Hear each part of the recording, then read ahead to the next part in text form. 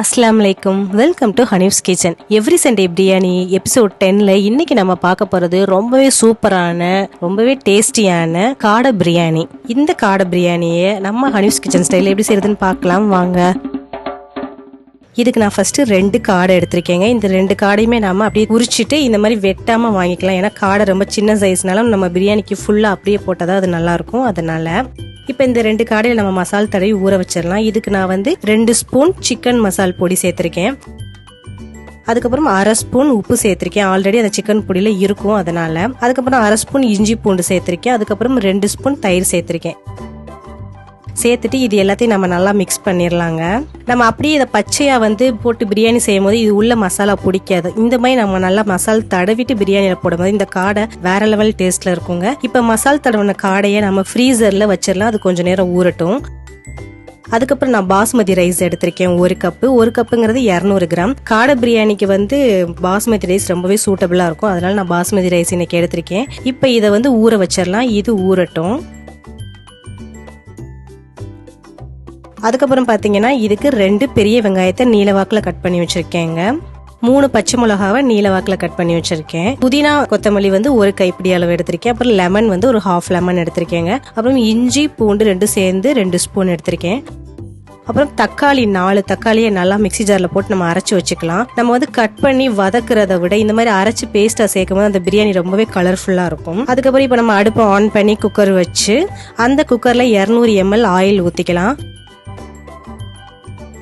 இந்த ஆயில் நல்லா ஹீட் ஆனதுக்கு அப்புறம் நம்ம ஃப்ரீசர்ல இருந்து எடுத்து மசால் தடவி வச்ச காடையை போட்டுடலாங்க. போட்டு ரொம்ப மொறுமொறுன்னு குக் பண்ண வேண்டாம். ஒரு 2 நிமிஷம் மட்டும் இந்த ஆயில்ல ஃப்ரை ஆனா போதும். ஏன்னா இது பிரியாணில இப்ப நல்லா வெந்துரும். இந்த மாதிரி பண்ணும் போது நம்மளுக்கு அந்த டிக்கா பிரியாணியோட அந்த ஒரு டேஸ்ட் வரும். அதனாலதான் நான் இப்ப இதை ஃப்ரை பண்றேன்.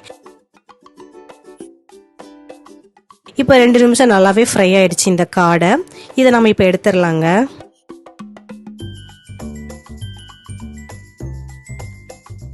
இப்ப காடையை நம்ம ஃப்ரை பண்ணி வச்சாச்சு. இப்ப இந்த ஆயில்ல ஒரு பிரியாணி இலை சேர்த்துக்கிறேன். சேர்த்துட்டு நம்ம நீளவாக்குல கட் பண்ணி வச்ச பெரிய வெங்காயத்தையும் சேர்த்துடலாம். சேர்த்துட்டு நல்லா கோல்டன் ப்ரௌன் கலர்ல ஆகுற வரைக்கும் நல்லா ஃப்ரை பண்ணிடலாங்க. இப்ப நல்லாவே கலர் சேஞ்ச் ஆயிடுச்சு. இந்த டைம்ல நம்ம புதினா மல்லி பச்சை மிளகாய் இது எல்லாத்தையும் சேர்த்துடலாம். சேர்த்துட்டு நல்லா மிக்ஸ் பண்ணிடலாம். இப்ப மிக்ஸ் ஆனதுக்கு அப்புறம் இஞ்சி பூண்டு 2 ஸ்பூன் சேர்த்துக்கலாம். சேர்த்து அதையும் நல்லா மிக்ஸ் பண்ணிடலாம். மிக்ஸ் பண்ணதுக்கு அப்புறம் நம்ம அரைச்சு வச்ச தக்காளியும் சேர்த்துக்கலாங்க. பிரியாணில நீங்க எப்பவுமே 1 by 1 போட்டாதான் உங்களுக்கு அந்த ஒரு ப்ராப்பரான டேஸ்ட் கிடைக்கும். இப்ப தக்காளி சேர்த்துட்டு நல்லா மிக்ஸ் பண்ணி ஒரு கொதிக்க வச்சிடலாம். அப்ப அந்த பச்சை வடை எல்லாம் போயிடும்.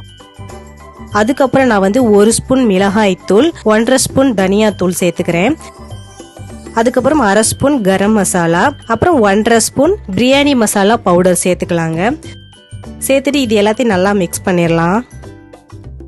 இப்ப நல்லா மிக்ஸ் ஆனதுக்கு அப்புறம் நாம தயிர் 1 குழிக்கரண்டி அளவு சேர்த்துக்கலாம். சேர்த்துட்டு இதையும் மிக்ஸ் பண்ணிடலாம். இப்ப மிக்ஸ் பண்ணதுக்கு அப்புறம் நாம ஃப்ரை பண்ணி வச்சு காடையை சேர்த்துக்கலாம். சேர்த்துட்டு ஒரு தடவை மிக்ஸ் பண்ணிடலாங்க. நல்லா மிக்ஸ் பண்ணிட்டு மூடி போட்டு ஒரே 1 நிமிஷம் மட்டும் நம்ம குக் பண்ண வச்சிடலாம். இப்ப 1 நிமிஷம் ஆச்சு. ஒரு தடவை கிளறிட்டு நம்ம தண்ணி சேர்க்க ஆரம்பிச்சிடலாம். பாஸ்மதிக்கு எப்பவுமே 1க்கு 1.5 தண்ணி சேர்க்கணும். நான் இந்த கப்ல 1 கப்பு பாஸ்மதி ரைஸ் எடுத்தேன். சோ 1.5 கப்பு தண்ணி சேர்த்துக்கிறேன். இப்ப தண்ணி சேர்த்ததுக்கு அப்புறம் நம்ம பாஸ்மதி ரைஸ் ஊற வச்ச அரிசியை நல்லா தண்ணி வடிச்சிட்டு இந்த அரிசியை சேர்த்துக்கலாங்க. சேர்த்துட்டு இந்த அரிசிக்கு மட்டும் உப்பு சேர்த்துக்கலாம். ஆல்ரெடி நம்ம காடைக்கு உப்பு சேர்த்தாச்சு. சோ அரிசிக்கு மட்டும் கொஞ்சமா உப்பு சேர்த்துக்கலாம். சேர்த்து இந்த அரிசி உடையாம லைட்டா ஒரு தடவை கிளறி விட்டுருங்க. கிளறிட்டு அதுக்கப்புறம் இந்த 1/2 லெமனை நம்ம புழிஞ்சு விட்டுறலாங்க. இப்ப புழிஞ்சாச்சு. இப்ப லைட்டா ஒரு தடவை கிளறிடலாம். இப்ப கிளறினதுக்கு அப்புறம் இந்த டைம்ல நாம 1 ஸ்பூன் நெய் சேர்த்துக்கலாம். அப்ப ரொம்ப பிரியாணி ஜம்முன் வாசமா சூப்பரா இருக்கும் நம்ம இந்த குக்கரை ஓபன் பண்ணும் போது. இப்ப குக்கரை நல்லா மூடி போட்டு கரெக்டா 1 விசில் மட்டும் வைக்கலாங்க.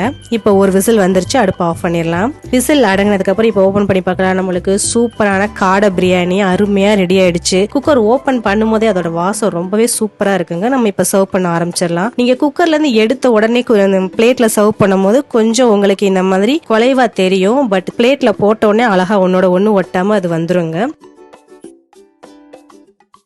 இப்ப நம்ம டேஸ்ட் பண்ணி பார்க்கலாம் காடைய. காடை ரொம்பவே சூப்பராக குக் ஆகி இருக்குங்க. அவ்வளோ அருமையாக இருக்குது. இந்த பிரியாணியுமே மசாலா எல்லாமே பர்ஃபெக்டாக இருக்குதுங்க. ரொம்ப ஈஸியாக ஒரு 3-4 பேர் நீங்கள் சாப்பிடணும்னு நினச்சிங்கன்னா குக்கரில் டக்குன்னு இந்த காடை பிரியாணியை 10 நிமிஷத்தில் ரெடி பண்ணிடலாங்க. ஸோ கண்டிப்பாக இந்த காடை பிரியாணி நீங்கள் ட்ரை பண்ணி பாருங்க. ட்ரை பண்ணி பார்த்து எப்படி இருந்துச்சு நம்ம கமெண்ட் பாக்ஸில் நமக்கு ட்ராப் பண்ணுங்க. அப்படி நம்ம சேனல் சப்ஸ்கிரைப் பண்ணுங்க. அப்படி பக்கத்தில் இருக்க பெல் ஐக்கானையும் கிளிக் பண்ணிடுங்க. அதோட நம்ம வீடியோஸ் எல்லாத்தையும் பார்த்து என்ஜாய் பண்ணுங்க. தேங்க்யூ.